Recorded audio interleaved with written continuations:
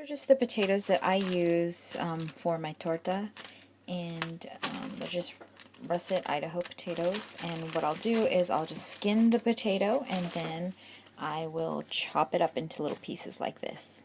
So where I cook the ground turkey is in this pot like this. I'm going to fill it up with some water, just a little bit of water, and I'll show you guys how much water I put. So this is how much water I will go ahead and put in the pot, and then I will turn it on to I'm going to be using power boil so that it heats up the water faster, so that it boils. Then once it starts boiling, I'll go ahead and put in the ground turkey. While I'm waiting for my water to boil, I will start cutting onions, tomatoes, and whatever other vegetables. In a separate skillet, I'm going to go ahead and heat the pan up and put it on the lowest setting. So there's been enough time where the pan was able to heat up. I make sure it's extremely hot before I do anything else. So as you can see, it's been enough time so that the water started boiling. So right now I am going to take this Pam olive oil spray. And I like this because it's 0 calories, I believe. Yeah, 0 calories, 0 carbs. So that's what I like to use. And then I'll just go ahead and spray the whole thing. And then I'm going to let that sit in there as well, let it heat up. And then I'm going to put the vegetables in. Filipino torta is typically cooked with ground beef. But I like to use ground turkey because it is healthier and less calories, less fat, and whatnot. And I always get the ground turkey from Fresh and Easy, just because it's convenient and I like it. So that's that. So I'm going to put this whole thing into there. Once I've placed the ground turkey in there, I'll just go ahead and mash everything up.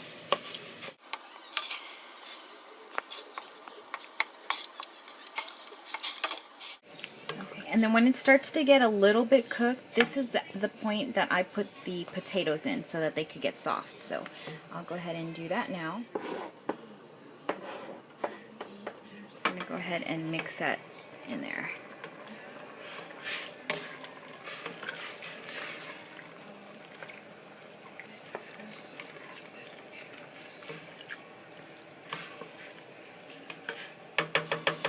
And then I'm going to go ahead and cover this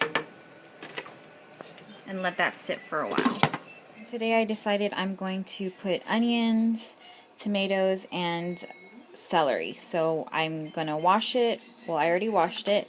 Then I'm just going to take a few to cut them all up and then dice them into smaller pieces. And then I'm going to add those with the tomatoes and onions. After I've cut one whole stalk up and diced it, I'm going to go ahead and go back to the ground turkey and just I'm going to lower the heat a little bit, and I'm going to just stir it so that the meat gets cooked fully, and then the potatoes also get cooked as well. Then I'll go back to cutting the rest of the celery. And you know what? I also decided that I would add in some broccoli. So for you moms out there that have children that don't really like their vegetables, I like to do this. I will cut the vegetables up and put them in the dish. So that way my kids get vegetables that they need. So I'm just going to go ahead and cut these up. I've already washed these and of course wash my hands. And so I'm going to cut these up, and then I'm going to add them to the pan. First I'm going to add the onions and everything. So, well, you'll see. I'm just going to cut up the broccoli first. So the pan is ready, and I'm going to first, I'm going to put a lot of onions. You can put however much onions you'd like. And so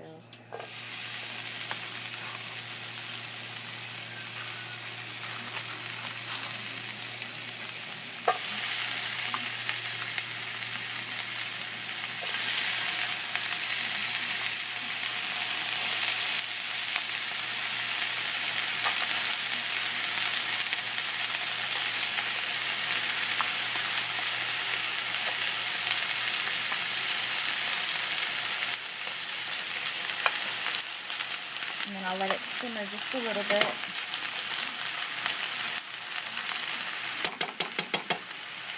then I'll go ahead and add the celery. So I've just added the celery. Just going to mix that up. And then now I'm going to also add the cut up broccoli, which looks like that. Alright, so the broccoli is in, and I'm just going to stir everything together. Going to just stir everything up together and let it saute and whatnot. And then I'm going to put the heat down. And we're going to go back and check on the ground turkey, and stir it up some more and kind of mash it so that it's not such chunks in it. And then at this point I'm going to go ahead and, it looks about cooked, so I'm just going to try to see if the potatoes are cooked. So I went ahead and tasted the potatoes. They're very soft, and that's how I like them. The meat is definitely cooked, so I'm going to go ahead and turn it off. And while I let that cool down, I'm going to then kind of stir this up again, and then I'm going to add the last part of it, which is the tomatoes. So hold on. Alright, so now I'm going to add the tomatoes. You can add more or less depending on if you like tomatoes or not. It's weird because I never used to like tomatoes at all, or celery for that matter. And I never used to like celery at all either, so... But I just like how they all go together, and you can barely taste it when you get the final product. So this smells absolutely amazing, by the way. So I'll just kind of mix these all together for a while, and let the onions and the broccoli and celery kind of soak in the tomato.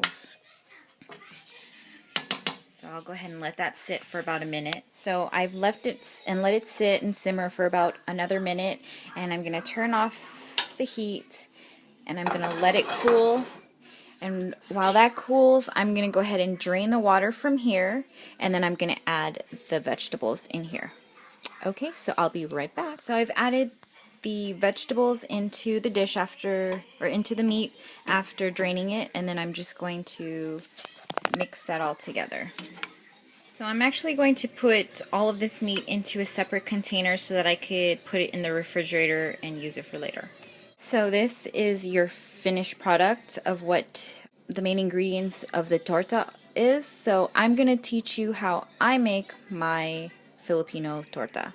And this torta is my staple while I'm trying to lose weight. It is great. It has lots of protein and your vegetables, and it's low calorie. So alright, so I'm going to go ahead and show you how I prepare my torta. So serving size is 4 ounces, and that is 150 calories, and that's no carbs. And look at the protein, 22 freaking grams of protein. Amazeballs. These are all the eggs I always use to cook or eat, and they're Eggland's Best. And what I like about this is that if you look, so one serving size, a serving size is 1 egg, and that is 70 calories. There's no carbs and 6 grams of protein, and this is for a large egg. So really, really love these. I usually like to eat 4 ounces of ground turkey and 1 egg. I like to prepare my torta with 4 ounces of ground turkey, so that's 150 calories, and then 1 egg, which, like I showed you, was 70 calories. This is a great low-calorie meal. So I'm going to heat up the pan again, and I'm going to show you step by step how I cook it. And I'm going to heat this up very well, make sure it's super hot, and then I'm going to add my Pam, my olive oil Pam. And like I mentioned, I love using this because it's 0 calories, 0 carbs, and it's perfect. I'm going to let that go ahead and warm up. For now, I'm going to take 4 ounces of the meat and mix it with this, and I'll show you how I measure this. So how I measure my food is I will take a bowl, a serving sized spoon, my food scale, sorry it's out of focus, With my food scale, I'll turn it on. There's the meat that I had just cooked, my 1 egg, and so there's a 0. Then I'm going to go ahead and make it 0 again, and then I'm going to put 4 ounces of meat into here. So, like I said, 4 ounces. Then I'm going to go ahead and crack the egg and place it in here. Then go ahead and mix that all up. We're going to go ahead and cook that and make the torta. And I'm going to try to do this with one friggin' hand because I don't have a tripod for my iPhone. So I will just take a spoonful and put it on there.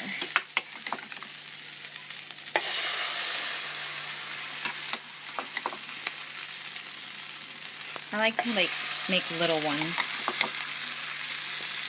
I'll go ahead and let that set, let it cook for a little bit, and then I'm going to flip it over, kind of like a pancake. Alright, so I just flipped it over. This is what they look like when they are flipped over. So you get the idea. You flip them over like you would a pancake.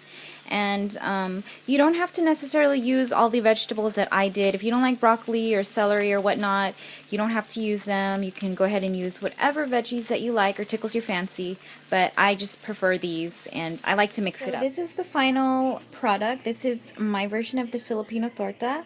And so, like I mentioned, you don't have to use the veggies that I use. You don't have to use them exactly. You could use whatever tickles your fancy or what veggies you like. But this is what I like to use and what I like to eat and what works for me. So what I would do is I would eat this plain like this, or I will add a salad on a different plate with some light ranch dressing or fat-free ranch dressing. I'll also eat this by itself or with a side of carrots and ranch. And if I want to, I'll eat this with ketchup, but I don't eat it with rice. So I hope this was very helpful for you guys, and if you decide to try this or eat this, let me know what you guys think. And if you have any questions or comments, please leave them down in the comments section below. And until my next video, thank you guys so much for watching. Bye!